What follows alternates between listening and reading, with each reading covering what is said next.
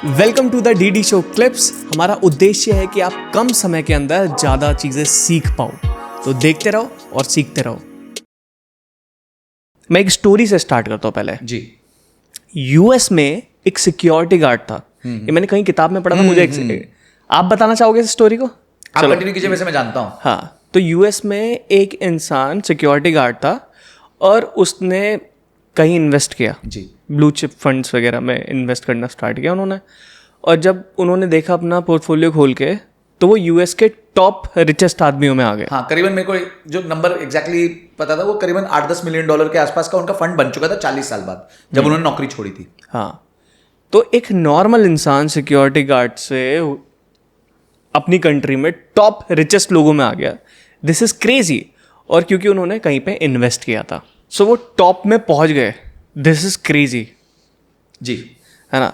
अब मुझे वही जानना है कि जो एक इंसान नॉर्मल जॉब कर रहा है, 20,000 रुपये 25,000 रुपये महीने के बना रहा है, उसको कैसे इन्वेस्टिंग करनी स्टार्ट करनी चाहिए? देखिए, बहुत अच्छा क्वेश्चन है आपका, और इसको ना मैं थोड़ा लंबे तरीके से आंसर करना चाहता हूँ। इन्वेस्टिंग की जो जर्नी है वो हमारे लाइफ में बहुत सारी चीज़ों से अलग चलती है, उल्टी चलती है।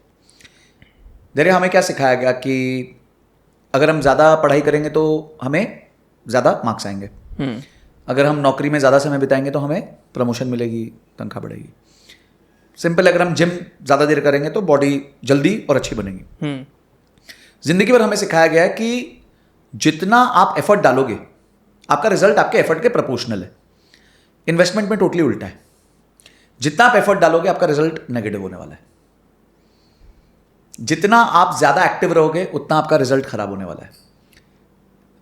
इन्वेस्टमेंट में ना बहुत तरह के बायस होते हैं। एक होता है ओवर ट्रेडिंग बायस, एक होता है ओवर कॉन्फिडेंस बायस, और एक होता है सर्वाइवरशिप बायस, हर्डिंग बायस। ये कुछ बायसेस होते हैं। मैं इनको थोड़ा डिबंक करता हूं, बस सिंपल सरल भाषा में बताता हूं। ये तो क्या है, फाइनेंस वालों का काम है जार्गन्स यूज करना, नहीं तो उनकी तनख्वाह नहीं बनेगी। जब हम वो बड़ी बड़े जार्गन्स यूज करते हैं ना, तो लोगों को लगता है अरे यार ये तो कोई कॉम्प्लिकेटेड चीज़ है, ये तो सिर्फ संजय जी कर पाएंगे। अरे नहीं यार, बहुत सरल चीज़ है। सबसे पहले हम चलते हैं हर्डिंग बायस के साथ। हर्डिंग बायस का मतलब क्या है कि सब खरीद रहे तो मैं भी खरीदूंगा, भेड़ चाल। हमारे हिंदी में जिसे भेड़ चाल कहते हैं। अब क्या होता है, आईआरएफ से खरीद ले, आईआरएफ से खरीद ले, आईआरएफ से खरीद, सब आईआरएफ से खरीद रहे हैं। किसी को पता है वो क्यों खरीद रहे हैं? अरे आप साला सेब खरीदने जाते हो, सेब, एप्पल, तो आप चेक करते हो खराब है कि नहीं खराब है, उसको थोड़ा सूंघते हो, उसको फील करते हो, महसूस करते हो, और उसके बाद वो 120 रुपए किलो बोलता है तो आप 100 रुपए किलो बोलते हो, झगड़ते हो 100 रुपए की चीज के लिए। और यहाँ 10-20-50 हज़ार के शेयर ऐसे खरीद लेते हो किसी और के कहने पे। इसे हम कहते हैं हर्डिंग बायस, भेड़ चाल। यहां पे आप नहीं पूछ रहे, वहां तो पूछते हो कि सेब 120 के कैसे दिए, बाजू वाला तो 100 रुपए का दे रहा है। यानी कि आप वहां पे प्राइस और वैल्यू को डिस्टिंग्विश करते हो कि मैं प्राइस क्या दे रहा हूं और उसके अगेंस्ट मुझे वैल्यू क्या मिल रही है। यहां क्यों नहीं कर रहे? क्योंकि आपको आता ही नहीं है। You damn don't know how to analyse the value of an organisation. आता है क्या आपको? किसी को नहीं आता। मैं आपकी बात नहीं कर रहा, मैं साधारण निवेशक की बात कर रहा हूं। क्या आपको बैलेंस शीट पढ़नी आती है? क्या आपको P&L पढ़नी आती है? क्या आपको कैश फ्लो पढ़ना आता है? नहीं पढ़ना आता। पर नहीं जी, यहां आपने हर्डिंग बायस किसी की सुन ली, तो भाई चलो चलो चलो, ये पहला प्रॉब्लम है।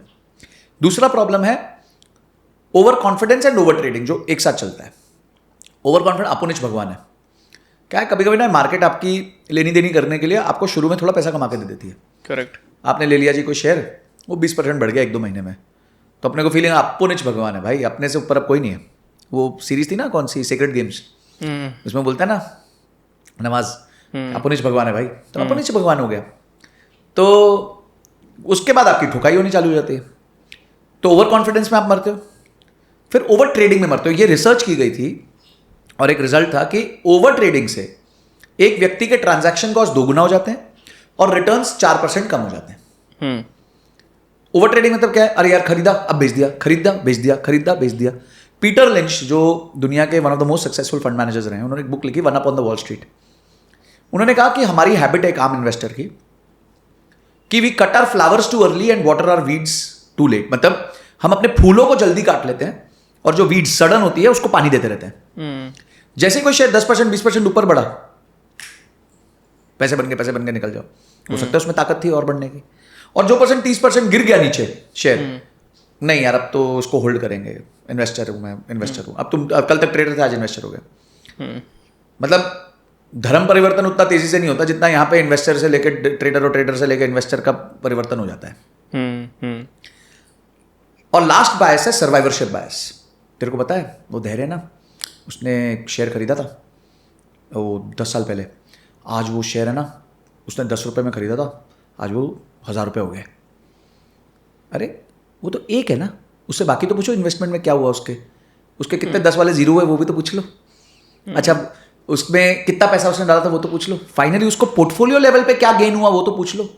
ये वन ऑफ स्टोरी क्या होती है कि भाई हम बात करते हैं जैसे रितेश अग्रवाल है, रितेश अग्रवाल बहुत सक्सेसफुल हुए ओयो में, पर उस रितेश अग्रवाल के पीछे कितने रितेश अग्रवाल चले गए वो तो पता नहीं ना आपको।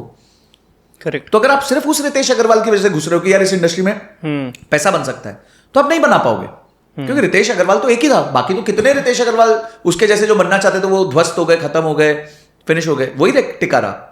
तो उसकी कुछ ट्रेड्स होंगी अलग बाकियों से, क्या आप में वो ट्रेड्स हैं? तो बहुत सिंपल बात है, लोगों को इन्वेस्टमेंट पे फोकस करना ही नहीं चाहिए, ये लोगों का काम नहीं है।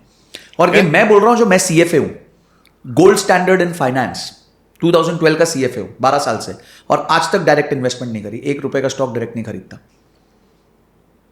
सिर्फ म्यूचुअल फंड में पैसा लगता। जबकि मेरे को इंटेलिजेंस है, मुझे नॉलेज है, सब कुछ है, फिर भी मैं नहीं करता, बिकॉज स्टॉक मार्केट में पैसा कमाने के लिए आपको नॉलेज, इंफॉर्मेशन, टाइम, 3 चीजें चाहिए।